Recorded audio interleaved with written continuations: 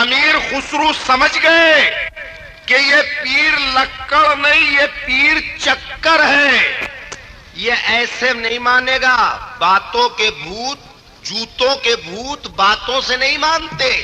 بس جوتا نکالا امیر خسرو نے، ٹھائے ٹھائے ٹھائے ٹھائے، پیر کر رہا آئے آئے آئے، مرید اڑیا پڑے.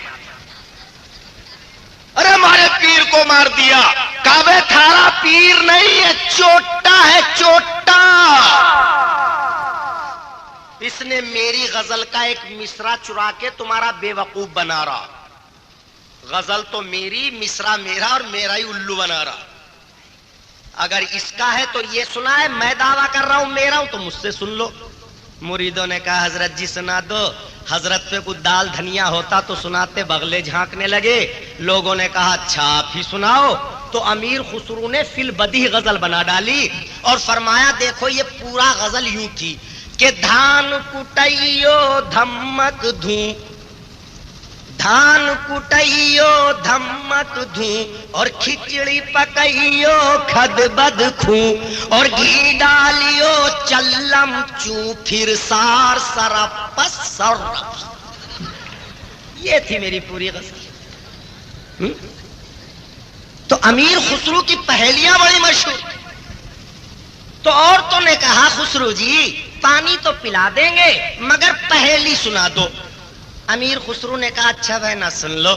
تو ایک کہنے لگی نا جی نا، پہیلی تو سناؤ گے مگر سنانی پڑے گی کھیر پہ. دوسری کہنے لگی نا نا نا، پہیلی تو سناؤ گے مگر سناؤ گے چرخے پہ. تیسری کہنے لگی نہیں، پہیلی تو کہو گے مگر کہو گے کتے پہ. چوتھی کہنے لگی نا، پہیلی سناؤ گے مگر سناؤ گے ڈھولک پہ. اب ایک پہیلی کہنی ہے اور چاروں کی فرمائشیں الگ الگ ہیں. مگر امیر خسرو بھی امیر خسرو تھے، کہنے لگے سن لو.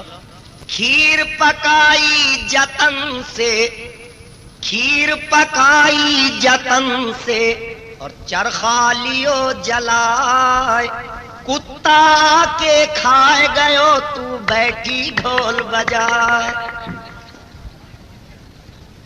چاروں کو خوش کر دیا. ایک ہی پہیلی میں چاروں کی فرمائش ہے. اور بات بھی کتنی عارفانہ کہہ دی، کتنی اونچی بات فرما دی کہ کھیر پکائی جتن سے، خوب عمل کرے، تہجد پڑھے، تسبیح پڑھی، داڑھی رکھی، نیچا کرتا پہنا، امامہ باندھا، جبہ اور دستار باندھی، حج کیا، زکاتیں دی، یہاں تک کہ اتنی محنت کی کہ بدن کا چرخا جلا ڈالا، ہڈیوں کا ڈھانچہ بنا لیا، مگر ریاکاری کا کتا آ کر کے سارے عمل چاٹ گیا. اور تو بیٹھا ہوا شور مچا رہا، میں حاجی ہوں، میں نمازی ہوں، میں مولوی ہوں، میں حافظ ہوں، میں قاری ہوں، میں علامہ ہوں، میں تسبیح پڑھوں ہوں، میں چلہ لگا کے آیا ہوں. تو شور مچاتا رہو، تیری ریاکاری کا کتا تو تیرے سارے اعمال چاٹ کر چلا گیا. تو میرے محترم بزرگوں اور دوستوں، بات لفظ مختصر ہو لیکن وہ اپنے اندر معنی کی جامعیت رکھتے ہو.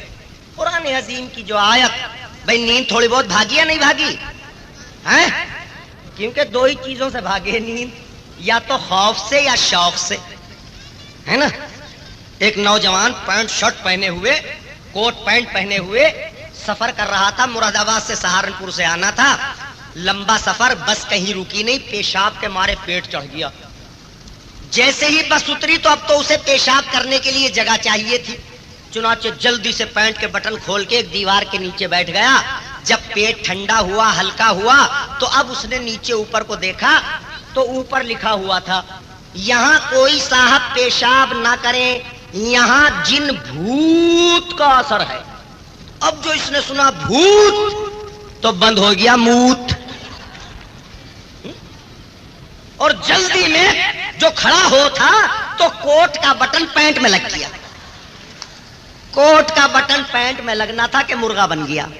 اب کھڑا ہونا چاہے تو ہوا ہی نہیں جاتا. پڑھ لیا ہی تھا کہ جن بھوت کا اثر ہے، کہنا بچاؤ بچاؤ بچاؤ بچاؤ. لوگوں نے کہا بھائی کیا مصیبت آ گئی؟ کہا بھوت بھوت بھوت. ایک سمجھدار سے بھی تھے، انہوں نے نیچے اوپر کو جھانک کے دیکھا, کہنے لگا بھائی بجائیں گے تیرے اوپر جوت, کب بخت تجھے دیکھ رہا ہے بھوت, کوٹ کا بٹن پینٹ میں لگ رہا ہے اسے نکال لے. تو خوف سے بھی انسان کی حالت بدل جاتی ہے, شوق سے بھی آدمی کی حالت بدل جاتی ہے. تو نیند بدلی یا نہ بدلی؟ ہاں. تو میں نے قرآن عظیم کی ایک بہت چھوٹی سی آیت تلاوت کی جس میں اللہ تبارک و تعالی نے ہمیں اتنا مفید اور ازحد ضروری مشورہ عطا فرمایا. ارشاد فرمایا صبغۃ اللہ, اللہ کے رنگ میں رنگ جا. ومن احسن من اللہ صبغا, اور دیکھ اللہ سے اچھا رنگ کسی کا نہیں ہے. دنیا کے جتنے بھی رنگ ہیں وہ سب فانی ہیں, بے وفا ہیں, عیار ہیں, مکار ہیں, پرفریب ہیں. یا تو وہ رنگ تجھے چھوڑ دیں گے یا ان رنگوں کو تجھے چھوڑنا پڑے گا. چاہے وہ صحت و جوانی ہو, چاہے وہ بیوی ہو, دوست ہو, مال ہو, مکان ہو, کرسی ہو, اقتدار ہو, دنیا کے جس رنگ سے بھی دل لگائے گا یاد رکھ یا تو وہ رنگ تجھے چھوڑ جائے گا یا تجھے اس رنگ کو چھوڑنا پڑے گا. کل من علیہا فان, اے انسان اس حقیقت کو پہچان کہ دنیا کی ہر چیز فنا ہونے والی ہے. اگر کوئی ذات باقی ہے, باقی تھی, باقی رہے گی تو وہ صرف اور صرف تیرے رب کی ذات ہے.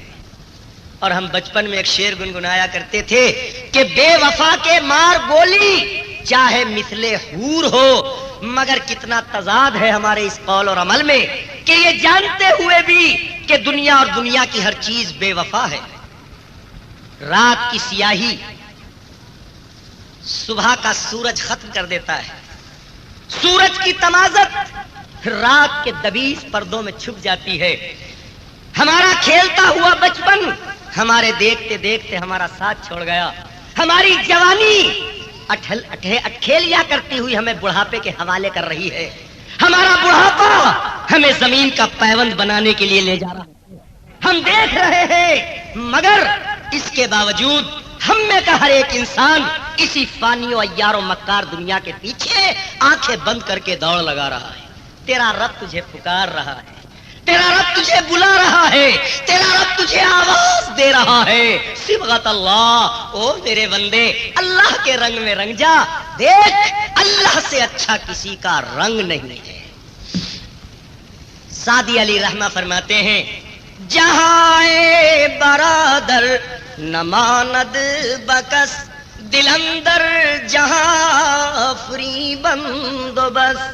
او میرے پیارے, اس دنیا نے آج تک کسی کے ساتھ وفا نہیں کی, لہذا تیری عقل مندی کا تقاضا یہ ہے کہ اس سے پہلے کہ یہ دنیا تجھے آگ دکھائے تو اس دنیا کے پیدا کرنے والے سے اپنا رشتہ مضبوط کر لے.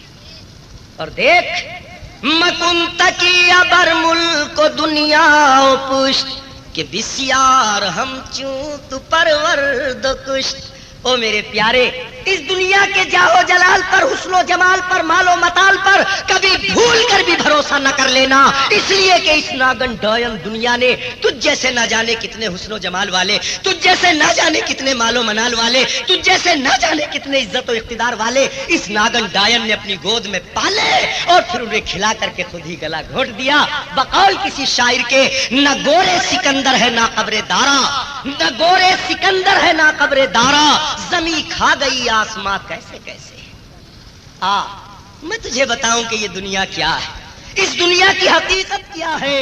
جو آہنگ رفتن کند جان پاک چے برتاخت مردن چے بر روح خاک. او میرے پیارے, یہ دنیا کے حسین نظارے تیرے چلتے ہوئے سانسوں کا دھوکہ ہے. جیسے ہی تیرے چلتے ہوئے سانسوں کے تانتے ٹوٹ جائیں گے یہ دنیا بے کیف و بے نور ہو جائے گی. پھر تیرے لاشے کو چاہے تخت پر ڈال دو چاہے مٹی پر, دونوں تیرے لیے برابر ہو جائیں گی. اس لیے اللہ فرماتا ہے صبغۃ اللہ, اے میرے بندو اللہ کے رنگ میں رنگ جاؤ. دیکھو اللہ سے زیادہ اچھا کسی کا رنگ نہیں ہے. آپ کہو گے امانت اللہ کے رنگ میں رنگے کیسے؟ صبح کو کہیں مولانا اخلاق نے حوض میں کوئی رنگ گھول رکھا ہے کہ اس میں ڈبکی لگاویں ہیں؟ تو رنگ میں رنگنے کا مطلب یہ نہیں ہے کہ آپ بپتسمہ لیں, آپ کسی حوض میں نہ